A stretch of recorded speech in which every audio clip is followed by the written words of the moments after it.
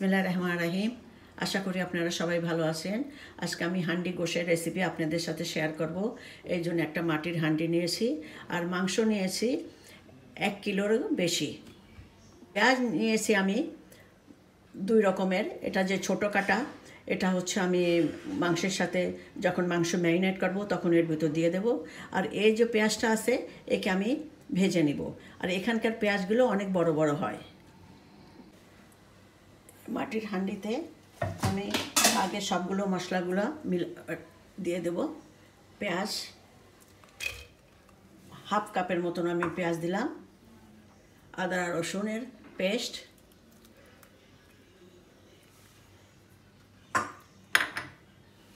পরে red chilli powder, এটা এত ঝাল না, 1 টেবিল স্পুন আমি রেড চিলি নিচ্ছি পাউডার, হাফ টেবিল স্পুন আমি ধনিয়া পাউডার, 1 টিস্পুন আমি নিলাম হলদি পাউডার, এর ভিতরে দিয়ে দিলাম। বিসমিল্লাহ। যে হোল গরম মশলা আছে ওগুলো আমি দিয়ে দেব। আমি 1 টেবিল স্পুন জিরা আছে এর ভিতরে, 2-3 তেজপাতার টুকরা আছে, দালচিনি, জয়ফল, জয়ত্রী, লং, ছোটি ইলাচি, বড়ি ইলাচি আর হোল রেড চিলি এটাও আমি দিয়ে দিলাম। এটা বেশি তেজ। আর একটা বাদিয়ানের টুকরা।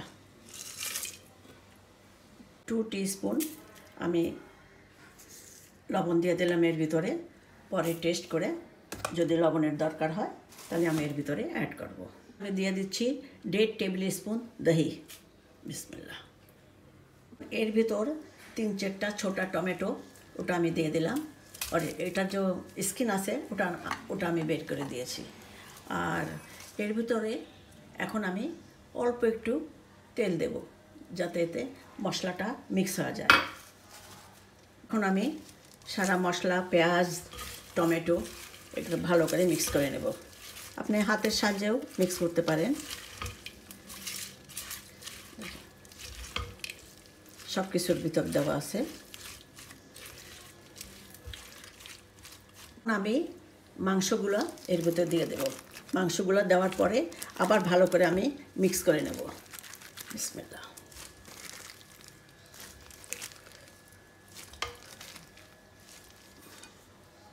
আমি একদম ভালো করে মাংসকে সব মশলার সাথে ভালো করে মিক্স করে নিয়েছি আমি। এখন আমি একে ঢেকে কভার করে এখন 3-4 ঘন্টার জন্য রেখে দেবো। হোল নাইটও আপনি ম্যারিনেট করে রাখতে পারেন, আরও ভালো বেশি টেস্ট হয়। আর যে মরিচ আর লবণ ও আপনার যেরকম করে খান, বেশি যদি ঝাল খান তো বেশি একটু মরিচ দিতে পারেন। আর লবণও আপনার টেস্ট হিসাবে আপনি লবণও ব্যবহার করতে পারেন। আমি 3-4 ঘন্টা কেকে রেখে দেবো, বাইরে রেখে দেবো, ফ্রিজে রাখার দরকার নাই। কিন্তু এখন এখানে এত গরমও নাই, ঠান্ডাও নাই। চলেন 3-4 ঘন্টার পরে আমি আপনাদের সাথে আবার দেখা করতেছি। বিসমিল্লাহ। 3 ঘন্টা পরে আমি এখন ফিরে আসলাম। মাঝখানে আমি পেঁয়াজ ভেজে পেঁয়াজটা এর উপর দিয়ে আমি রেখে দিয়েছিলাম। এখন আমি চুলার উপর বসিয়ে দেব। আর পরে আমি এর ভিতরে কোনো তেল দেইনি। আমি যে পেঁয়াজ ভাজছিলাম সে তেলটা আমি দিয়ে দিচ্ছি। মোট আমি হাফ কাপ আমি এর ভিতর তেল দিলাম। বেশি তেল দেব না, কেননা মাংসের ভিতর একটু চর্বি ছিল। হাঁড়িটা যেরকম গরম হতে অনেক টাইম লাগে আর ঠান্ডা হতেও অনেক টাইম লাগবে। জ্বালিয়ে দিয়েছি, চুলা অন। এখন মাংসের হাঁড়িটা চুলার উপর রেখে এখন কভার করে একটু রান্না করব। আর মাঝে মাঝে আমি ওকে চেক করতেও থাকবো। 15 মিনিট হয়ে গেছে। এখন একটু চেক করে দেখি মাংসের কি অবস্থা। হ্যাঁ, একদম মাংস একদম ভয় হচ্ছে। এখন মিডিয়াম আছে, মিডিয়াম থেকে স্লো। এখন একটু আরও স্লো করে দেবো একে। আর এটা গরুর মাংস, এটা পাকিস্তানের রুপিসে 1400 রুপিস কিলো হাড্ডির সাথে। আর যদি হাড্ডি না নিতাম তাহলে 2000 রুপিস কিলো ছিল এটা। ঠিক আছে, এই কভার করে এখন রান্না করব। আরও স্লো করে দেবো চুলাটা। আর মাঝে মাঝে আমি একে দেখতে থাকবো। মাংসটা চেক করে নেই কি অবস্থা। হ্যাঁ, দেখে একদম পানি ছুটে গেছে, অনেক পানি ছুটে গেছে। আবার আমি চুলাটা আরও স্লো করে একে রান্না করব। পরে যখন পানি শুকা যাবে তখন একে একটু ভুনে পরে একটু গরম পানি দিয়ে দেব। মাংস একদম তেলের উপর এসে গেছে। এখন একটু ভুনে গরম পানির ভিতরে অ্যাড করে দেব। বিসমিল্লাহ, গরম পানি অ্যাড করে দেব। এতে মাংস সেদ্ধ হয়ে যাবে, কেন আধা তো মাংস সেদ্ধ হয়ে গেছে, গলে গেছে। এখন একদম স্লো স্লো করে আবার রেখে দেব। এই পানিতে মাংস একদম সেদ্ধ হয়ে যাবে।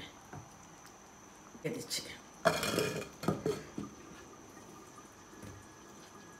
বিসমিল্লাহ। এখন একটু চেক করে দেখতেছি মাংসটা হলো কি না। একদম হয়ে গেছে মাংস, একদম তেলের উপর এসে গেছে। এখন আমি একে ডিশ আউট করবো। একটা মাংস উঠায় আপনাদের চেক করে দেখাচ্ছি, যে দেখি মাংসটা গলে গেছে কিনা। দেখেন একদম মাংসটা একদম গলে গেছে, দেখেন একদম একদম পারফেক্ট। লবণও আমি টেস্ট করছিলাম, লবণ একটু এরকম মনে হয়েছিল, লবণ একটু কম ছিল, কম লাগলো। হাফ টিস্পুন আমি একটু লবণের ভিতর দিয়ে দিয়েছিলাম।